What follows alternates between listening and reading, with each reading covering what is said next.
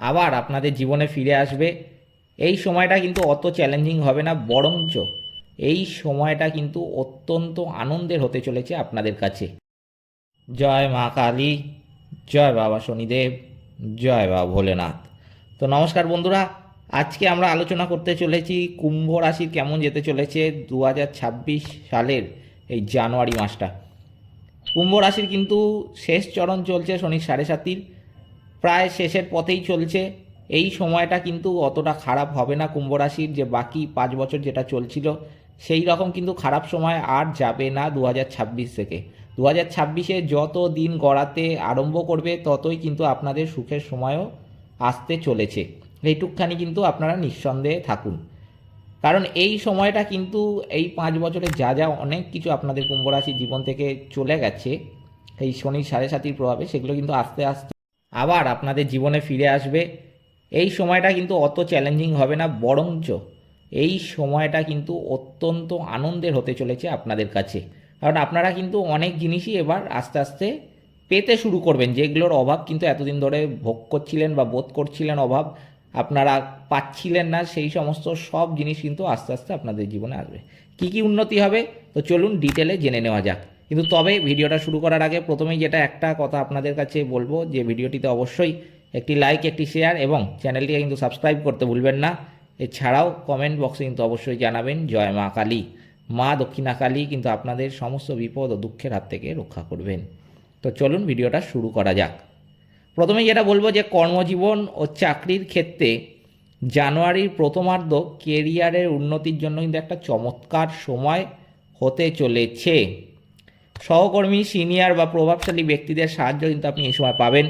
কেউ কেউ প্রশংসা, ইনসেন্টিভ বা ইতিবাচক ফিডব্যাকও কিন্তু পেতে পারেন। আপনার ধারণাগুলোও গ্রহণযোগ্যতা কিন্তু এই সময় পাবে। লগ্নে রাহু থাকার কারণে উচ্চাকাঙ্ক্ষা কিন্তু অত্যন্তই বাড়বে।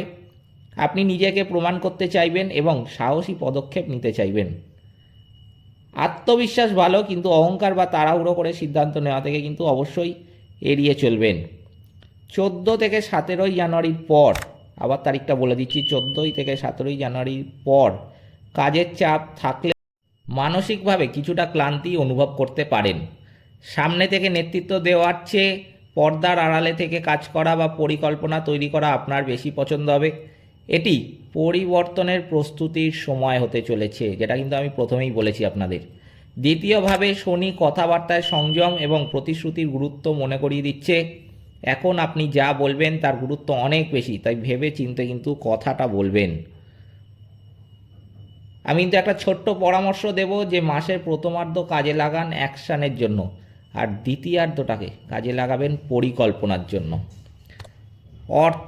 আর্থিক দিক দিয়ে যেটা দেখা যাচ্ছে যে জানুয়ারি মাসটা মিশ্র হলেও কিন্তু নিয়ন্ত্রণযোগ্য হতে চলেছে। মাসের প্রথমার্ধে আয় এবং লাভ বেশ ভালো থাকবে।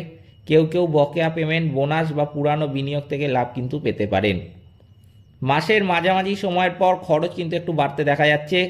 ভ্রমণ, স্বাস্থ্য, দান বা ব্যক্তিগত স্বাচ্ছন্দ্যের জন্য খরচ কিন্তু একটুখানি হতে পারে। দ্বিতীয়ভাবে শনি থাকার কারণে অপ্রয়োজনীয় খরচ নিয়ন্ত্রণ করা এবং আর্থিক শৃঙ্খলা বজায় রাখা কিন্তু অত্যন্ত জরুরি হয়ে যাচ্ছে এই কুম্ভ রাশি বা লগ্নের জাতক জাতিকাদের কাছে। পঞ্চমভাবে বৃহস্পতি শিক্ষা, সন্তান বা সৃজনশীল বিনিয়োগের ক্ষেত্রে সঠিক সিদ্ধান্ত নিতে সাহায্য করবে। ঝুঁকিপূর্ণ বিনিয়োগ কিন্তু এড়িয়ে চলবেন, তবে দীর্ঘমেয়াদী পরিকল্পনা আপনাকে কিন্তু অত্যন্ত ভালো ফল দেবে। একটা পরামর্শ ছোট্ট আয়ের দিক দিয়ে আমি বলে রাখতে চাই যে আয়ের সময় কিন্তু সঞ্চয়টা করে রাখবেন, যাতে পরে খরচের চাপ আপনাকে বিচলিত না করে। সম্পর্কের ক্ষেত্রে ভারসাম্য বজায় রাখা কিন্তু এই সময় প্রয়োজন। লগ্নে রাহু আপনাকে আত্মকেন্দ্রিক করতে পারে। অন্যদিকে সপ্তমভাবে কেতু আপনাকে অন্যদের প্রত্যাশা থেকে বিচ্ছিন্ন করতে পারে। মাঝে মাঝে মনে হতে পারে কেউ আপনাকে ঠিকমতো বুঝতে পারছে না। মাসের প্রথমার্ধে সামাজিক যোগাযোগ এবং বন্ধুদের সাথে আড্ডা কিন্তু বেশ জমতে চলেছে। আবার মাসের দ্বিতীয়ার্ধে আপনি নির্জনতা বা সীমিত মেলামেশা পছন্দ করবেন। এটি স্বাভাবিক, জোর করে সামাজিক হওয়ার প্রয়োজন নেই। ঘনিষ্ঠ সম্পর্কের ক্ষেত্রে স্পষ্টতা কিন্তু জরুরি।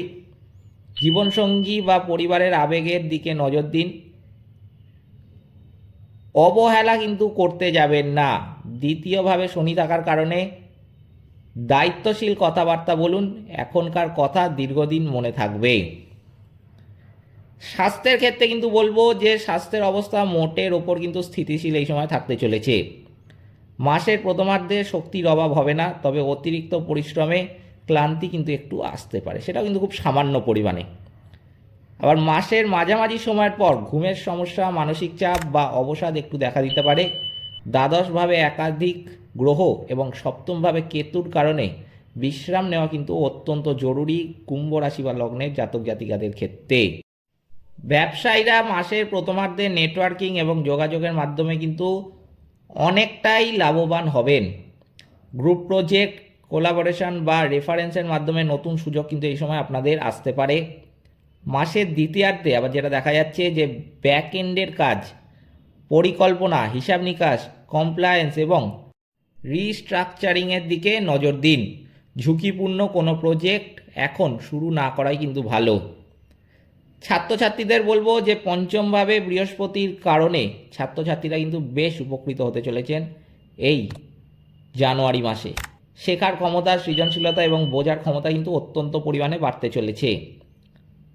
মাসের প্রথমার্ধে আত্মবিশ্বাস তুঙ্গে থাকবে। মাসের দ্বিতীয়ার্ধে মানসিক ক্লান্তির কারণে মনোযোগে ব্যাঘাত ঘটতে পারে। পর্যাপ্ত বিশ্রাম এবং রুটিন মেনে পড়াশোনা করলে কিন্তু কোনো সমস্যা হবে না।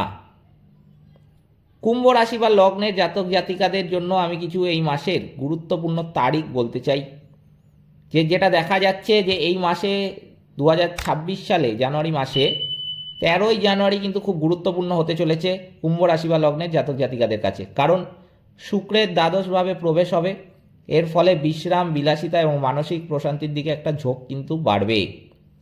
14ই জানুয়ারি রবির দ্বাদশভাবে প্রবেশ, ধীর গতিতে চলা এবং প্রস্তুতির সময় কিন্তু একটা শুরু।